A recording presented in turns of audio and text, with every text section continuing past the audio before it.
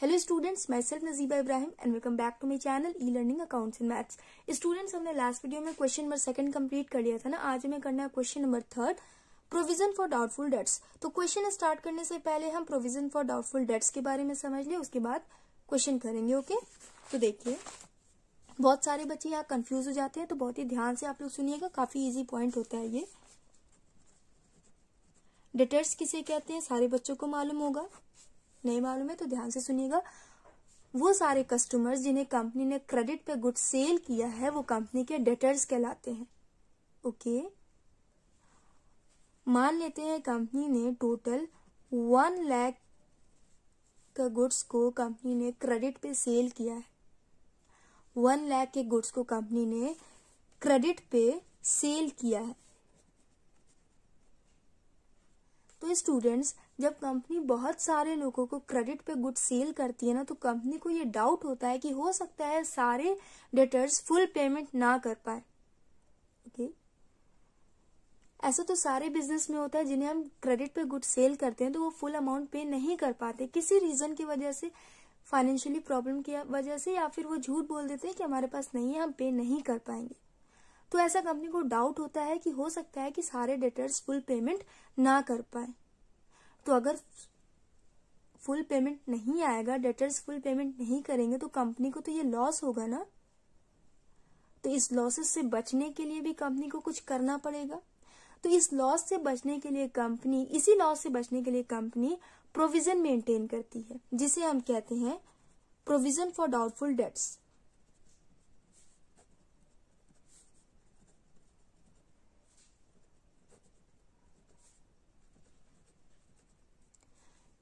जिन debts पे company को doubt होता है कि हो सकता है कि वहां से हमें पेमेंट ना आ पाए, तो ये लॉस है ना, तो इस लॉस को रिकवर करने के लिए company provision for doubtful dates maintain करती है। प्रोविजन क्या होता है, काफी ध्यान से सुनिएगा आप लोग। प्रोविजन रिजर्व जैसा ही होता है। रिजर्व के बारे में आपने सुना है ना। रिजर्व किसे कहते हैं, रिजर्व कंपनी क्यों क्रिएट करती है, इन फ्यूचर अगर अचानक से कंपनी को लॉस हो जाए किसी भी बात का, हो सकता है फैक्ट्री में आग लग जाए या फिर एक्सीडेंट हो जाए, तो लॉस होगा ना, तो उस लॉसेस को रिकवर कंपनी रिजर्व से करती है ना। सेम वैसी अगर डेटर्स की वजह से लॉस हो जाए, तो इस लॉस को company provision for doubtful debt से रिकवर करती है। ओके, मान लेते हैं कंपनी ने टोटल 1 लाख के गुड्स को क्रेडिट पे सेल किया है एंड यहाँ से कंपनी के पास सिर्फ 80,000 का पेमेंट आया, बाकी के 20,000 का पेमेंट कंपनी को नहीं आया। जिन लोगों ने परचेज किया था उन्होंने पेमेंट नहीं किया।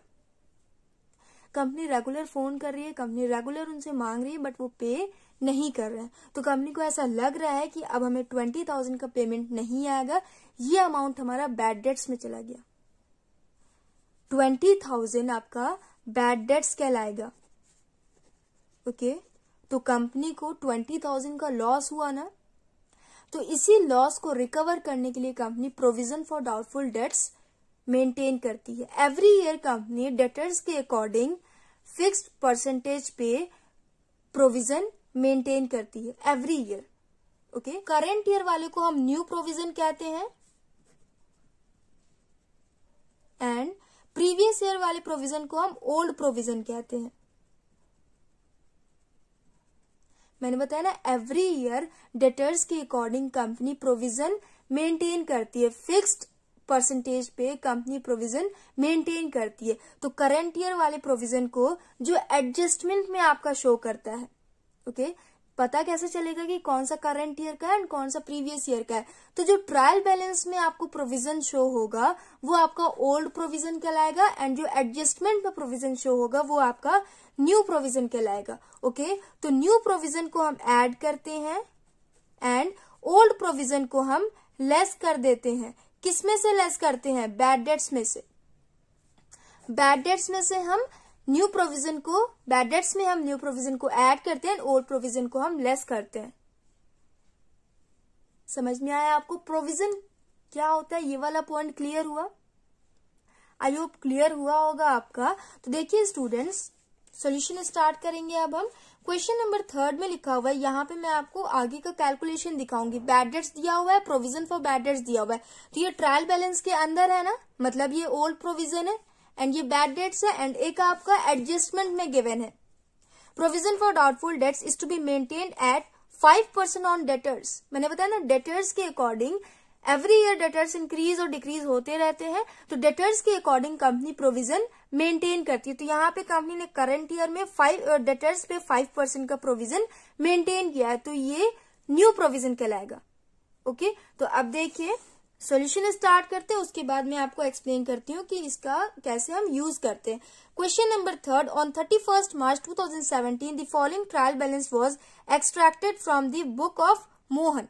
स्टूडेंट्स, ट्रायल बैलेंस से हमें trading account, profit and loss account और बैलेंस शीट प्रिपेयर करना है। चलिए स्टार्ट करते हैं। सबसे पहले हम ट्रेडिंग अकाउंट प्रिपेयर करते हैं ना, तो ट्रेडिंग अकाउंट में सबसे पहले किस आइटम की एंट्री होती है? ओपनिंग स्टॉक की ना, तो ओपनिंग स्टॉक कहाँ दिया हुआ है? यहाँ देखिए लिखा हुआ है स्टॉक 1 अप्रैल 2016। ओपनिंग स्टॉक दिया हुआ है 6800, तो यहाँ लिखेंगे 2 ओपनिंग स्टॉक 6800, ये हो गया। इसके बाद परचेज एंड सेल्स की एंट्री होती है, तो उसे देखते हैं। यहां देखिए लिखा हुआ है purchase and sale, purchase amount 66,000 and sales amount 1,10,000। उसके बाद उसी के नीचे स्टूडेंट्स रिटर्न्स लिखा हुआ है। रिटर्न्स मतलब purchase return and sales return. Okay, बहुत ही ध्यान से सुनिएगा स्टूडेंट्स।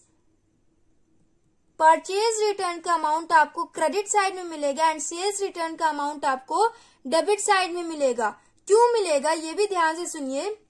जब कंपनी परचेज करती है तो कंपनी के पास गुड्स आता है, कंपनी रिसीव करती है, एंड जब सेम गुड्स को कंपनी रिटर्न करती है, परचेज किए हुए गुड्स को कंपनी जब रिटर्न करती है तो वो कंपनी से बाहर जाता है।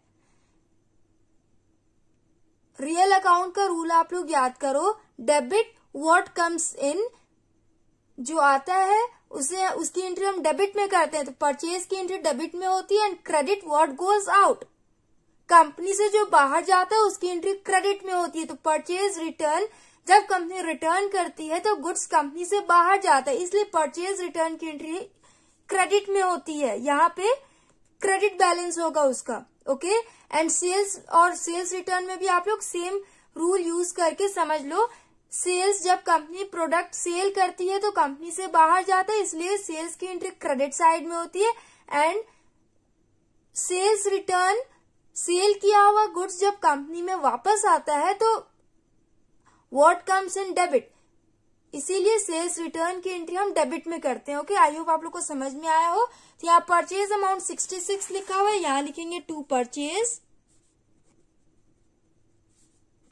66,000 लेस परचेज रिटर्न 1500 दिया हुआ था ना, 66,000 माइनस 1500, ये हो जाएगा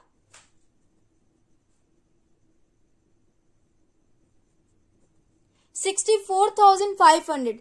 स्टूडेंट्स, यहाँ पे मैंने ये वाला अमाउंट क्यों लिखा है तो ध्यान से देखिएगा। आपके एडजस्टमेंट में परचेज से रिलेटेड कुछ पॉइंट्स गिवन है। यहाँ लिखा हुआ है private purchase amounting to 4,000 have been debited to purchase account.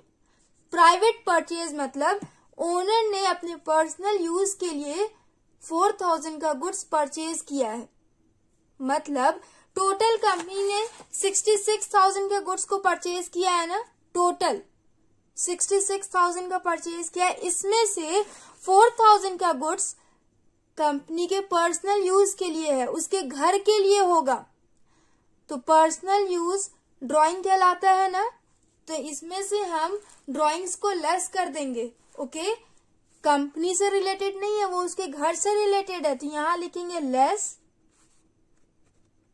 Drawings 4,000,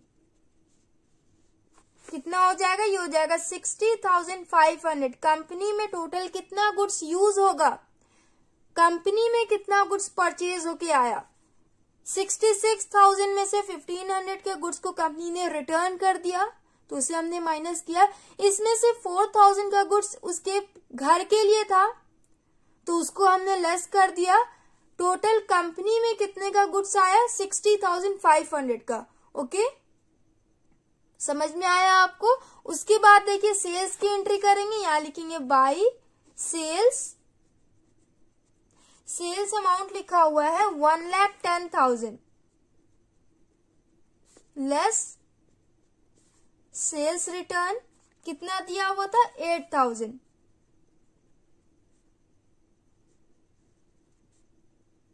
minus करिए 1,10,000 माइनस 8,000, ये हो जाएगा 1,02,000। ये हो गया। इसके बाद और कोई पॉइंट्स गिवन है तो उनकी भी एंट्री कर लेंगे। स्टूडेंट्स कैरेज आउटवर्ड और कैरेज इनवर्ड बहुत ही ध्यान से देखिएगा, यहाँ पे बच्चे कंफ्यूज हो जाते हैं। कैरेज आउटवर्ड की entry profit and loss account में होती है, ओके, ये इनडायरेक्ट एक्सपेंस में आता है। एंड कैरेज इनवर्ड की एंट्री ट्रेडिंग अकाउंट में होती है, ये डायरेक्ट एक्सपेंस में आता है, ओके। यहां हम लिखेंगे टू कैरेज इनवर्ड अमाउंट कितना दिया हुआ है 3,000, यहां लिखेंगे 3,000। हो गया। उसके बाद और कोई पॉइंट गिवन नहीं है ट्रेडिंग अकाउंट से रिलेटेड। यहां एडजस्टमेंट में देखिए क्लोजिंग स्टॉक दिया हुआ है 7,000, तो क्लोजिंग स्टॉक की एंट्री ट्रेडिंग अकाउंट में होती है ना, तो यहां लिखेंगे बाई क्लोजिंग स्टॉक 7,000। हो गया, बस इतनी ही एंट्री होगी। इसके बाद हम टोटल कर लेते हैं। 1,02,000 प्लस 7,000 ये हो जाएगा 1,09,000। डेबिट साइड टोटल करिए 6,800 प्लस 60,500 प्लस 3,000, ये हो जाएगा 70,300। डेबिट साइड का टोटल ये एंड क्रेडिट साइड का टोटल आया 1,09,000।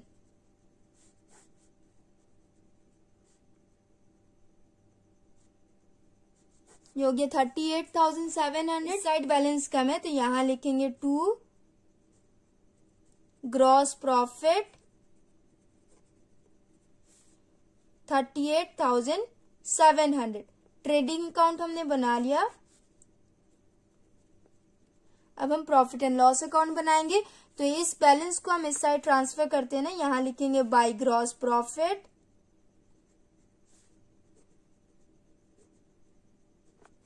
38,700। ये हो गया स्टूडेंट्स। इसके बाद ट्रायल बैलेंस में देखिए interest on bank loan, interest की entry profit and loss account में होती है। यहाँ पे देखिए बैंक लोन दिया हुआ है, मतलब कंपनी ने बैंक से लोन लिया है, तो जब भी कंपनी लोन लेती है तो उस पे कंपनी इंटरेस्ट पे करती है ना, तो यहाँ पे कंपनी ने इंटरेस्ट पे किया 300, तो इंटरेस्ट पेड की entry profit and loss account के डेबिट साइड में होती है। यहाँ लिखेंगे टू इंटरेस्ट ऑन लोन 300, ये हो गया। इसके बाद देखिए प्रोविजन फॉर बैड डेट्स वाला पॉइंट आ गया, जो मैंने आपको स्टार्टिंग में बताया है ना, वाला पॉइंट आ गया। तो चलिए इसे कर लेते हैं। Bad debts and provision for bad debts. Bad debts दिया हुआ है आपका 500 and provision for bad debts दिया हुआ है 700। तो चलिए इसकी एंट्री करेंगे हम। यहाँ लिखेंगे टू बैड डेट्स। मैंने आपको बताया ना बैड डेट्स कंपनी के लिए लॉस होता है, तो इसलिए इसकी एंट्री प्रॉफिट एंड लॉस के डेबिट साइड में होती है। ये हो जाएगा 500। मैंने आपको बताया ना बैड डेट्स में हम न्यू प्रोविजन को ऐड करते हैं एंड ओल्ड प्रोविजन को हम लेस करते हैं। तो देखिए आपके एडजस्टमेंट में न्यू प्रोविजन दिया हुआ है, यहाँ लिखा हुआ है provision for doubtful debts is to be maintain at 5% on debtors. Debtors पे हमें 5% कैलकुलेट करना है। आपके ट्रायल बैलेंस में डेटर्स दिया हुआ है 20,000। यहाँ देखिए 20,000 दिया हुआ है, 20,000 का 5% कैलकुलेट करिए, कितना हो जाएगा 1,000 हो जाएगा। कैलकुलेट करके मैं आपको यहाँ दिखा रही हूँ 20,000 इंटू 5 डिवाइडेड बाई 100, ये हो जाएगा 1000। न्यू प्रोविजन आया आपका 1000, तो 1000 को हम ऐड करेंगे, ऐड न्यू प्रोविजन,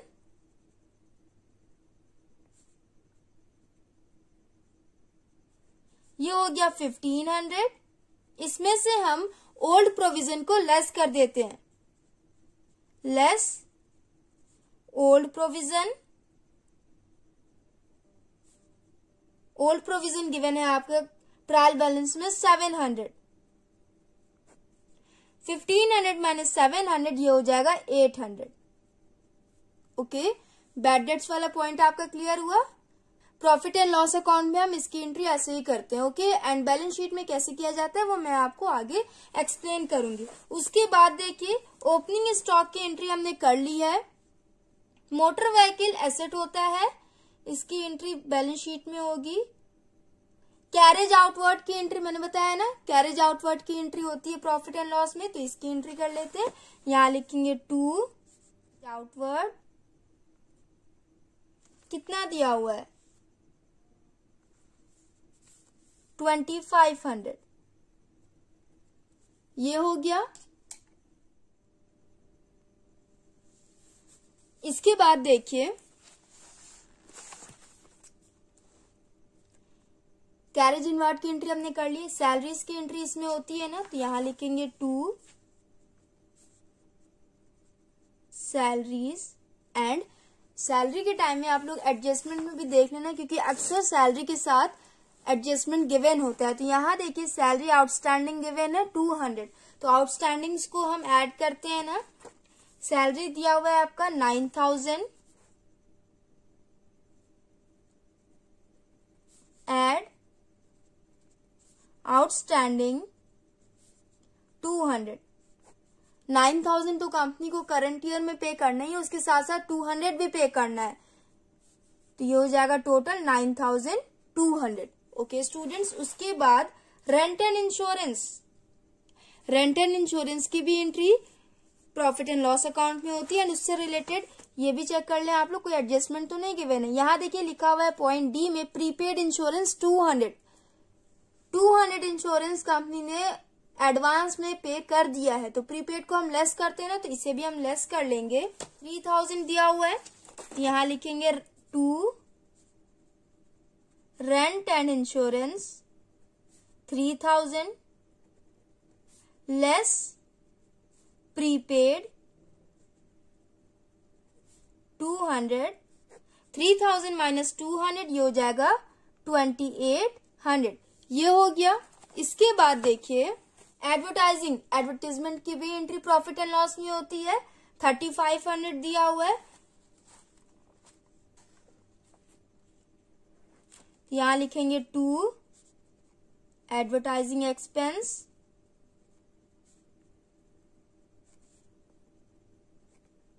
3500। उसके बाद डिस्काउंट, तो डिस्काउंट क्रेडिट साइड में लिखा हुआ है 500, तो इसकी एंट्री कहाँ होगी क्रेडिट साइड में ना। जब अमाउंट क्रेडिट साइड में गिवन होता है तो क्रेडिट में एंट्री होती है। यहां लिखेंगे बाय डिस्काउंट, कंपनी ने रिसीव किया होगा इसीलिए ये क्रेडिट में लिखा हुआ है, मतलब कंपनी का इनकम हुआ 500 का। उसके बाद जनरल एक्सपेंस, तो जनरल एक्सपेंस की भी एंट्री प्रॉफिट एंड लॉस में हो जाएगी 3400। यहां लिखेंगे 2 जनरल एक्सपेंस 3400। इसके बाद bills receivable and bills payable की एंट्री बैलेंस शीट में होती है। उसके बाद देखिए रेंट रिसीव गिवन है 300, कंपनी ने 300 रेंट रिसीव किया है एंड उससे रिलेटेड कोई एडजस्टमेंट तो नहीं गिवन है, ये भी आप लोग चेक कर लें। तो कोई एडजस्टमेंट उससे रिलेटेड गिवन है नहीं, तो क्रेडिट साइड में हो जाएगा बाय रेंट रिसीव्ड 300, हो गया। ट्रायल बैलेंस से सारी एंट्रीज हमने कर ली हैं। उसके बाद एडजस्टमेंट में देख लीजिए आप लोग, प्राइवेट परचेज की तो एंट्री हमने ट्रेडिंग में कर ली, एक बार बैलेंस शीट में होगा तो वहां भी कर लेंगे। डेप्रिसिएशन की एंट्री प्रॉफिट एंड लॉस में होती है एंड बैलेंस शीट में होती है, तो पहले प्रॉफिट एंड लॉस में कर लेते हैं। यहां लिखेंगे 2 डेप्रिसिएशन, लैंड एंड बिल्डिंग पे 1/2% के हिसाब से डेप्रिसिएशन लगा है एंड मोटर व्हीकल पे 20% के कैलकुलेशन में आप लोग कंफ्यूज हो जाते हैं ना, तो कंफ्यूज मत होइए, मैं इजी कैलकुलेशन दिखा रही हूँ, आप लोग वहां से समझ लेना। ओके, तो 1/2 का कैलकुलेशन देखिए। लैंड एंड बिल्डिंग दिया हुआ है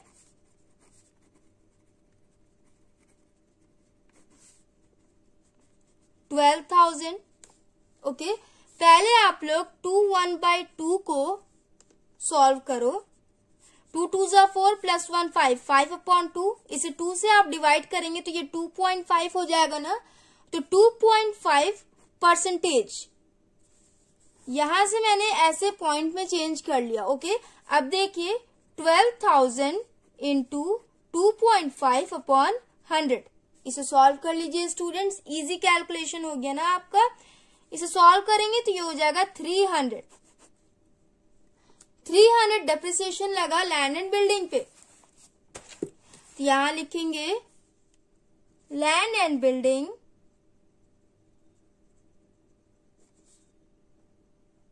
300। ओके, उसके बाद कंपनी ने मोटर व्हीकल पे भी डेप्रिसिएशन लगाया है 20% का, तो मोटर व्हीकल का अमाउंट कितना दिया हुआ है 10,000। 10,000 का 20% कितना हो जाएगा 2,000 हो जाएगा ना, यहाँ मैं सॉल्व करके भी दिखा रही हूँ। 10,000 टू 20 डिवाइडेड बाई 100, ये हो जाएगा 2,000। तो यहां लिखेंगे मोटर व्हीकल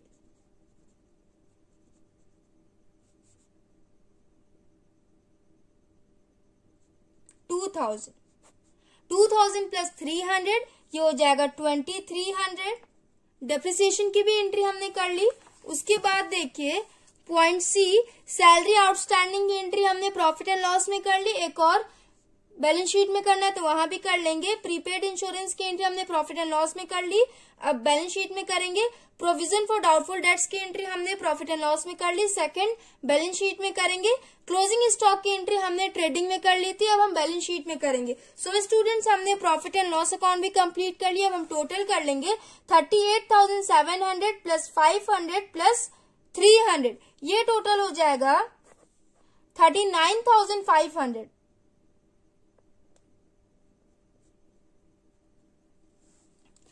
क्रेडिट साइड का टोटल आया 39,500, डेबिट साइड का टोटल करिए 300 plus 800 plus 2,500 plus 9,200 plus 2,800 plus 3,500 plus 3,400 plus 2,300, ये टोटल हो जाएगा स्टूडेंट्स 24,800। एंड क्रेडिट साइड का टोटल आया था हमारा 39,500, माइनस करिए, ये हो जाएगा 14,700। ओके, तो इस साइड बैलेंस कम है ना, तो यहां लिखेंगे 2 नेट प्रॉफिट 14,700, टोटल हो जाएगा 39,500।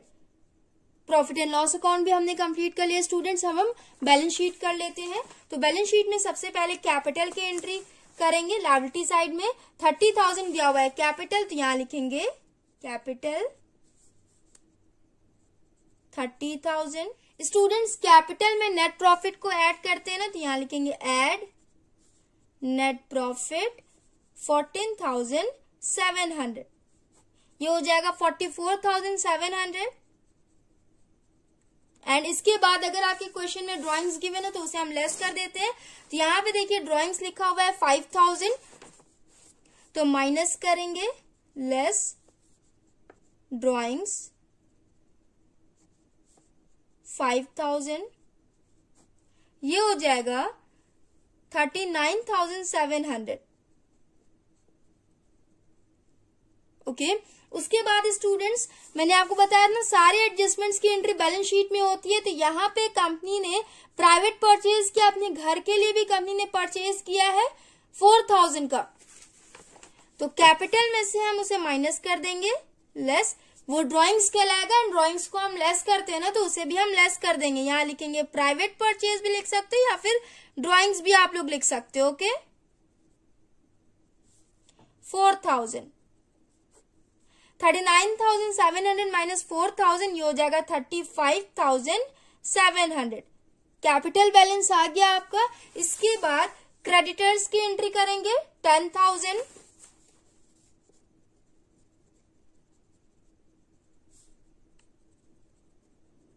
इसके बाद स्टूडेंट्स बैंक लोन दिया हुआ है 9,500, तो उसकी एंट्री हो जाएगी 9,500, ये हो गया। इसके बाद इंटरेस्ट ऑन लोन की एंट्री हमने कर ली। कैश की एंट्री होती है एसेट साइड में 2,000, तो यहां लिखेंगे कैश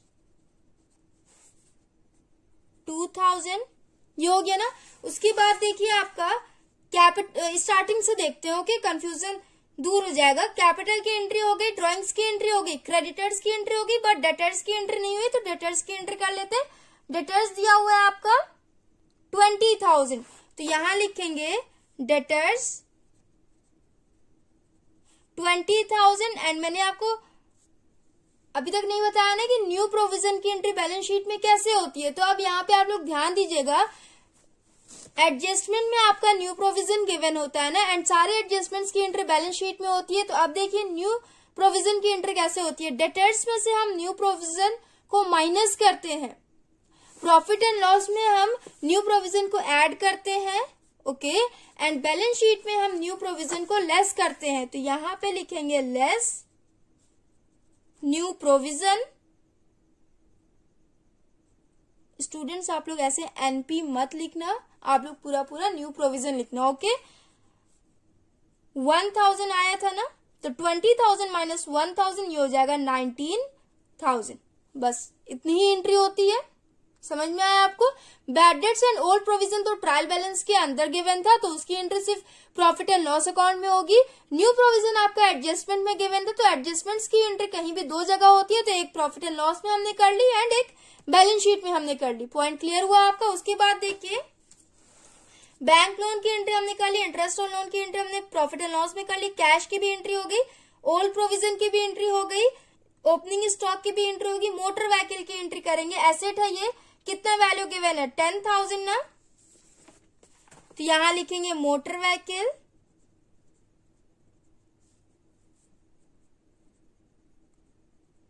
10,000। इस पे डेप्रिसिएशन लगा था 20%, तो 10,000 का 20% 2,000 आया था ना, यहां लिखेंगे लेस डेप्रिसिएशन 2,000, ये हो जाएगा 10,000 माइनस 2,000, ये हो जाएगा 8,000, ये हो गया। इसके बाद स्टूडेंट्स बैंक की एंट्री एसेट साइड में होती है 3,500, तो यहां लिखेंगे बैंक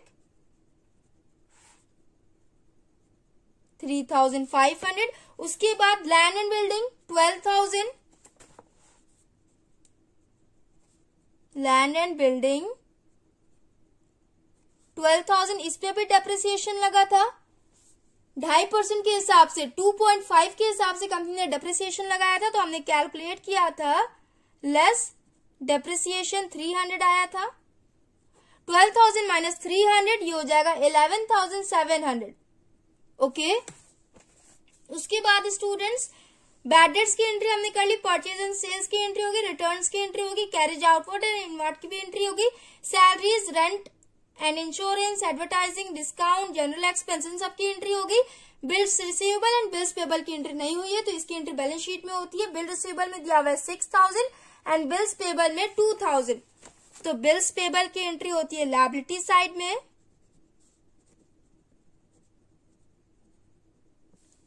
2,000 एंड बिल्स रिसीवेबल की एंट्री होती है एसेट साइड में 6,000। हो गया। उसके बाद रेंट रिसीव की एंट्री हमने प्रॉफिट एंड लॉस में कर ली है। अब देखिए ट्रायल बैलेंस से तो सारी एंट्रीज हमने कर ली। उसके बाद एडजस्टमेंट में चेक करिए, प्राइवेट परचेज को हमने कैपिटल में से लेस कर दिया है, डेप्रिसिएशन की भी एंट्री हमने बैलेंस शीट में कर ली है, सैलरी आउटस्टैंडिंग की एंट्री हम करेंगे, लायबिलिटी होती है ये, लायबिलिटी साइड में इसकी एंट्री होगी सैलरीज आउटस्टैंडिंग, 200, ओके। उसके बाद प्रीपेड इंश्योरेंस 200, प्रीपेड की एंट्री एसेट साइड में होती है, मैंने आपको इस क्वेश्चन नंबर फर्स्ट में एक्सप्लेन किया था। 200। उसके बाद प्रोविजन फॉर डाउटफुल डेट्स की एंट्री हमने कर ली, यहाँ पे डेटर्स में से न्यू प्रोविजन को हमने लेस कर दिया है। क्लोजिंग स्टॉक 7000, इसकी एंट्री होती है बैलेंस शीट में, तो यहां हो जाएगा क्लोजिंग स्टॉक 7000। बैलेंस शीट में भी हमने एंट्री कर ली। अब हम टोटल करते हैं, 2000 plus 19000 plus 8000 plus 3500 plus 11700 plus 6000 plus 200 plus 7000, इसे टोटल करिए स्टूडेंट्स, ये हो जाएगा 57400। उसके बाद लायबिलिटी साइड में देखिए 35700 प्लस 10000 प्लस 9500 प्लस 2000 प्लस 200, ये हो जाएगा, ये भी हो जाएगा 57400, ओके। सो स्टूडेंट्स हमने बैलेंस शीट भी कंप्लीट कर लिया। बैलेंस शीट का टोटल आंसर चेक कर लीजिए 57400 एंड ग्रॉस प्रॉफिट आया हमारा 38700, तो यहाँ पे भी देखिए 38700। नेट प्रॉफिट आया हमारा 14700, तो यहाँ चेक करिए 14700। सो स्टूडेंट्स हमने क्वेश्चन नंबर 3 भी कंप्लीट कर लिया। आई होप आप लोग को old provision and new provision के बारे में समझ में आ गया होगा। नेक्स्ट वीडियो में हम नेक्स्ट क्वेश्चंस करेंगे। So if you like the video then please like share comment and do subscribe my channel. Thanks for watching.